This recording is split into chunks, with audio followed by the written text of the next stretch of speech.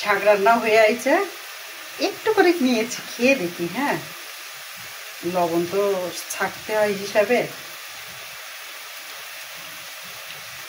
হয়েছে, কারণ অনেকদিন শাক রান্না করি না তো, এই জন্য মনে হয় খেতে ভালো হয়েছে। আজকে কি সবজি নিয়ে হাজির হলাম জানেন? লাল শাক। এটা আমি মনাকে স্কুলে যখন নিয়ে যাই তখন দেখি যে একটা লোক বিক্রি করছে, খুবই বয়স্ক। তা শুধু বয়স্ক বলে না, আমার ইচ্ছে হলো কিনতে, যে আমি একটু কিনি দিয়ে। বলো।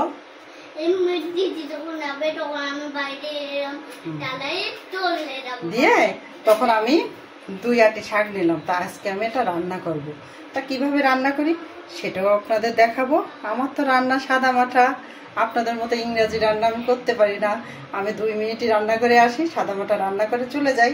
এবার গ্যাসের চুলা জ্বালিয়ে একটু তেল দিই। সবাই পাশে থাকেন। এখানে আমি তেলটা গরম হয়ে গিয়েছে, কালো জিরে দিয়ে দিলাম।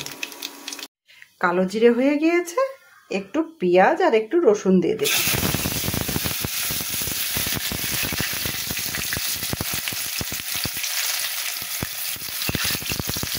এবার আমার এই শাকটা দিয়ে দেব।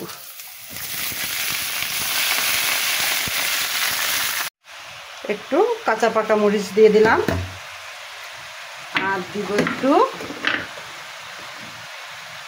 হলুদ। হলুদ সামান্য পরিমাণে দেব। এবার দেব লবণ, বেশি হবে না, থাক, যা সারা। এই ফ্যান দে, বেলকনিতে যাবি না, আগে ফ্যান দে।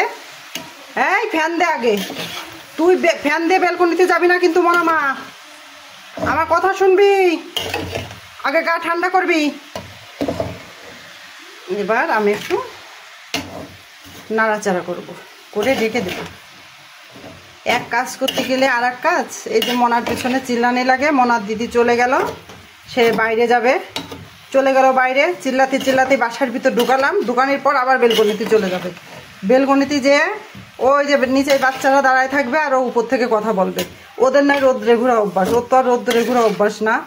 একেবারে একটু গায়ে ঘাম বসলে জ্বর চলে আসে। তারপরে এই শাক চাপিয়ে দিয়ে আবার বাতের মার কষালাম। হ্যাঁ, এদিকে আবার আজকে একটু মাছ কাটতে হবে, তারপরে আর একটা রান্না হবে। শাকটা রান্না করার পর আবার মাছ কাটতে যাব।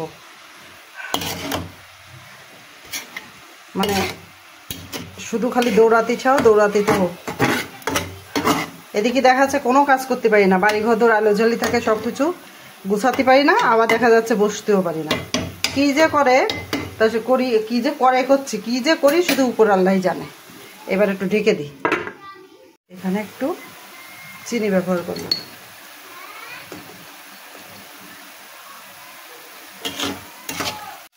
আমার শাকটা নাড়াচাড়া দিয়ে এই যে কমিয়ে নিয়েছি, রান্না হয়ে গেছে। আর রান্না করব না, এখন চুলার উপর থাকবে। এবার মাছ কাটতে যাব, যেয়ে তখন অন্য রান্না করব। ভালো থাকেন সবাই, নমস্কার।